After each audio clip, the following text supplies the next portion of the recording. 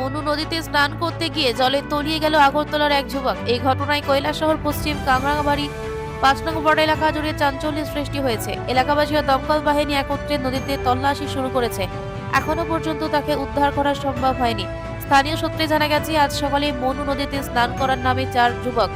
কিছুক্ষণের মধ্যে এক যুবক জলের স্রোতে তলিয়ে যান বলে অনুমান করা হচ্ছে। বিষয়টি নজরে আসতে স্থানীয় বাসিন্দারা তৎক্ষণাৎ বিষয়টি প্রশাসনকে জানান।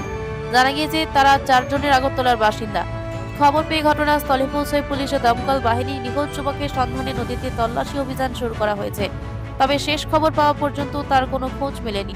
ঘটনাকে কেন্দ্র করে এলাকায় উদ্বেগ ও আতঙ্কের পরিবেশ তৈরি হয়েছে। প্রশাসনের পক্ষ থেকে তল্লাশি ও উদ্ধার অভিযান জোরদার করা হয়েছে। কিতা দাদা কামরাঙ্গাবাড়ি। আপনার নাম কিতা? আমার নাম আসদ আলী।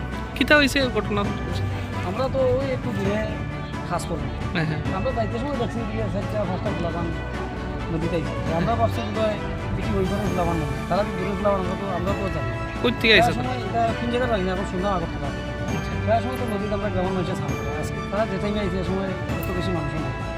তখন আমরা বাস কাটতে কাটতে একটা সিজারে নিয়ে বেরিয়ে আইছি। কিন্তু সময় মতো আমরা কিনারে থাকতাম হয়তো আমরা বাঁচাইতে পারতাম, কারণ আমরা তো সাঁতার জানি। মানে এখানে কিতা চারজনই কিতা পাওয়া যান না? সাঁতার জানি না, অল্প জানি জলের মধ্যে আর নদীর মধ্যে হাঁটতে গেলে কোনো জায়গা গর্ত, কোনো জায়গা একটু উঁচা, মানে তারা তো জানে না। জলে মনে করে হাঁটতে সময় গর্ত পড়ে গেছে আর জলে ডুবছে কয়জন?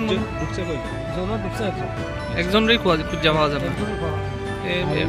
সুন্দর কই? তিনজন দেখতেছে, তিনজনই পাওয়া। আমরা এখানে একটা গ্রামের একজন ডালমারের কান্দার হয়েছিল সাহায্য করবো। এমনি ফায়ার সার্ভিসের টিম আইছে নি? ফায়ার সার্ভিসে আমরা ফোন করছি, পুলিশ ফোন করছি, আমরা প্রধানকে জানাইছি, ফায়ার সার্ভিসের টিমও আইছে। এমনি এনডিআরএফ টিম টুম আইছে? তো আইছে না, তারা তো উড়াউড়ি পর্যাপ্ত আইছে।